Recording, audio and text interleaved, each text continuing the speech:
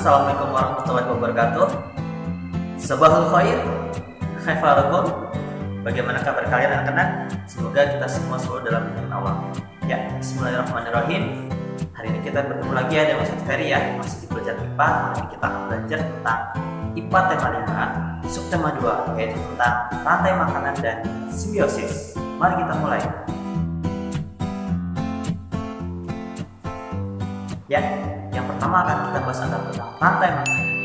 Rantai makanan adalah hubungan atau peristiwa makan dan dimakan antara hidup di dalam tubuhnya di dalam urutan tertentu. Contohnya, rumput dimakan belalang, belalang dimakan oleh katak, katak dimakan oleh ular, ular dimakan oleh elang, dan elang nanti akan diuraikan oleh urai. Nah, di sini dalam rantai makanan, rumput menduduki posisi sebagai produsen, yaitu sebagai penghasil ya. Tumbuhan sebagai produsen karena dia dapat memproduksi oksigen dan dapat menghasilkan makanan ya, karena dia dapat fotosintesis. Nah, kemudian di sini tumbuhan atau rumput dimakan oleh belalang. Nah, belalang memiliki konsumen tingkat pertama ya. Di sini konsumen tingkat pertama adalah herbivore, hewan pemakan rumput. Kemudian katak ya, di sini posisi katak sebagai konsumen tingkat 2. Di sini sebagai karnivor atau hewan pemakan daging. Kemudian ada konsumen tingkat 3, ular, dan konsumen tingkat selanjutnya di tempat ada elang, diduduki oleh hewan-hewan pemakan daging, karnivor atau omnivor juga ya. Nah, kemudian elang nanti akan diuraikan oleh pengurai. Kemudian dari hasil uraian tersebut nanti akan menjadi bahan organik yang akan kembali dibutuhkan oleh tumbuhan untuk fotosintesis. Jadi terus siklus itu terus berlanjut. Oke kelas, tadi bagian asli dari rantai makanan dapat pengurai. Sebenarnya apa sih itu pengurai? Nah, di sini sudah menjelaskan bahwa pengurai itu ada 2 ya kelas, yaitu detritivor dan decomposer atau pengurai itu sendiri. Nah, yang pertama detritivor. Detritivor adalah pengurai atau hewan pengurai yang memakan sisa-sisa bahan organik ya. Detritivor ini adalah organisme atau makhluk hidup yang mengkonsumsi hewan atau tumbuhan yang telah mati dan membusuk.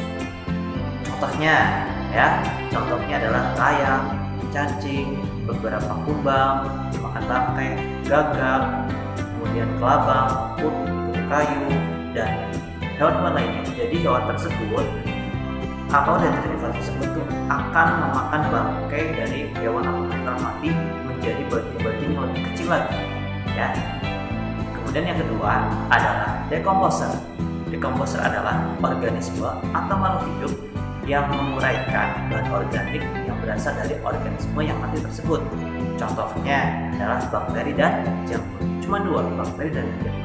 Jadi hewan yang telah mati tadi yang telah dimakan atau telah oleh detritivor atau diurai menjadi bagian-bagian kecil akan dilanjutkan oleh decomposer, akan diurai kembali menjadi bahan yang lebih kecil dan menghasilkan zat baru, yaitu bahan anorganik yang akan nantinya dibutuhkan oleh tumbuhan menjadi pupuknya atau makanannya ya. Jadi itulah bedanya detritivor dan decomposer.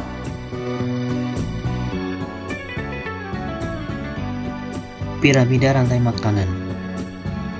Nah, seperti dilihat di gambar, bentuknya seperti piramida yang ada di Mesir ya. Yang paling bawah sendiri adalah produsen. Produsen ini diduduki oleh tumbuhan ya. Kalau di dalam lautan atau kolam diduduki oleh fitoplankton. Kemudian di atasnya ada konsumen primer atau kita sebut dengan konsumen tingkat 1. Konsumen primer ini lebih banyak diduduki oleh hewan herbivore atau hewan pemakan tumbuhan. Bisa juga omnivore, karena omnivore juga bisa memakan tumbuhan. Tingkatan yang selanjutnya di atasnya adalah konsumen sekunder atau yang kita sebut dengan konsumen tingkat 2. Di sini diduduki oleh hewan-hewan karnivor atau hewan-hewan pemakan daging. Di sini omnivore juga pun bisa. Dan yang paling atas sendiri adalah konsumen tersier atau konsumen tingkat 3 dan seterusnya. Di sini diduduki oleh hewan karnivor atau omnivor, yaitu hewan atau manusia ya yang puncak dari rantai makanan. Contoh-contoh rantai makanan. Ya, bisa dilihat di ekosistem sawah, contohnya adalah padi dimakan tikus, tikus dimakan ular, ular dimakan elang. Ada padi dimakan tomcat, dimakan worm, dimakan burung, dan pengurai. Dan di ekosistem kebun bisa kalian lihat ya, ada pohon pisang dimakan ulat, ulat dimakan ayam, ayam dimakan musang. Nah, untuk ekosistem yang lain kalian bisa lihat sendiri ya, bisa kalian pause video ini dan kalian bisa lihat sendiri. Nah, di sini ada fitoplankton. Di ekosistem laut itu ada fitoplankton. Fitoplankton adalah makhluk hidup yang sangat kecil ya kelas, alias plankton ya. Plankton itu ada dua, plankton fito atau plankton tumbuhan dan zooplankton atau plankton hewan ya, seperti di SpongeBob. Nah, fitoplankton ini adalah produsen di dalam laut ya. Dia bisa berfotosintesis, makanya di dalam air atau di dalam laut itu ada oksigen. Nah, ini adalah produsen dari ekosistem laut.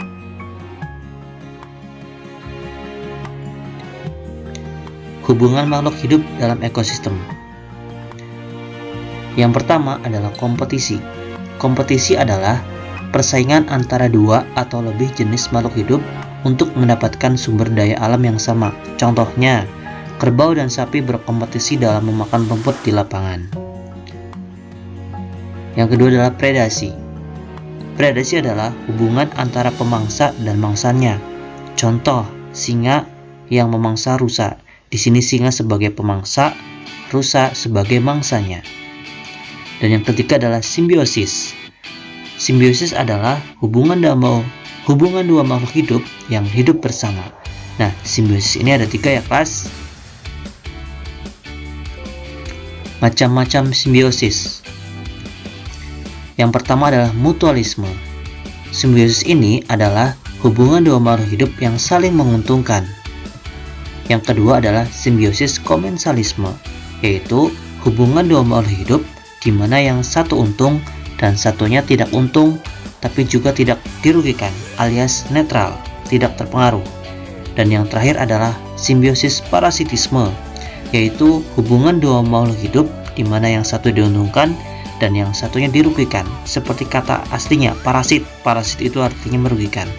Jika dibikin tabel, kita bisa lihat simbiosis mutualisme, Ustadz kasih tanda plus ya, individu 1 plus, individu 2 plus. Plus itu simbol dari menguntungkan, berarti sama-sama menguntungkan.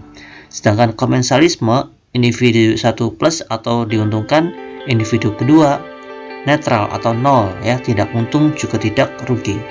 Dan yang terakhir adalah parasitisme, individu 1 plus atau diuntungkan, sedangkan individu 2 yaitu minus atau dirugikan. Contoh simbiosis mutualisme yang saling menguntungkan ya. Nah, bisa dilihat, kalian bisa pause video ini dan lihat tabelnya ya.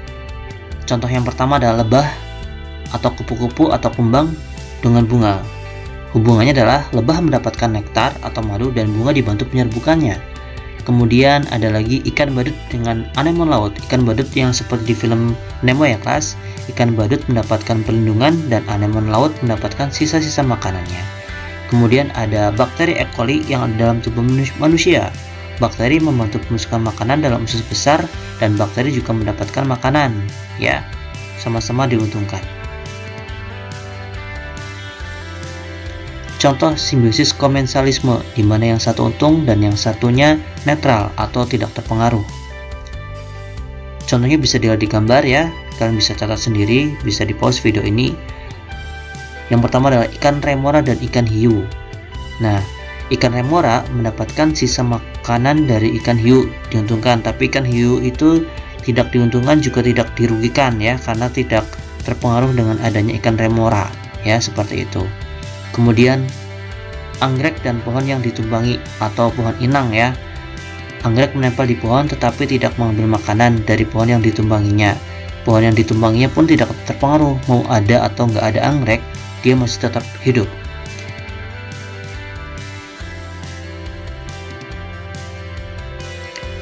contoh simbiosis parasitisme, di mana yang individu satu yang untung dan individu yang lain adalah dirugikan. Contohnya bisa dilihat di dalam tabel. Contoh yang pertama adalah kutu di kepala manusia, ya.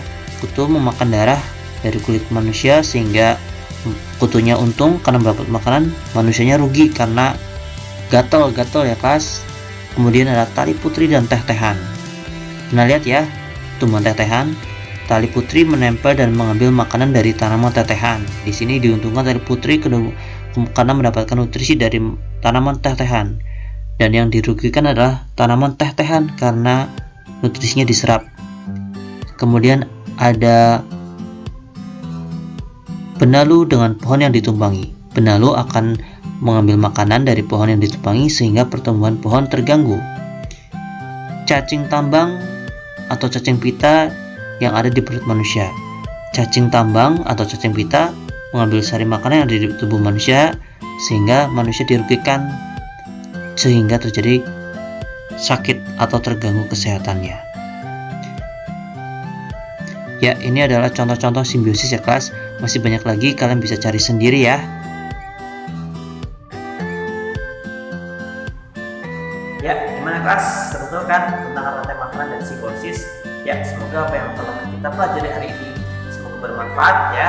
Tetap semangat, jangan menyerah, rajin belajar, rajin beribadah, dan tetap semangat. Oke, cukup sampai di sini. Wassalamualaikum warahmatullahi wabarakatuh. Bye-bye.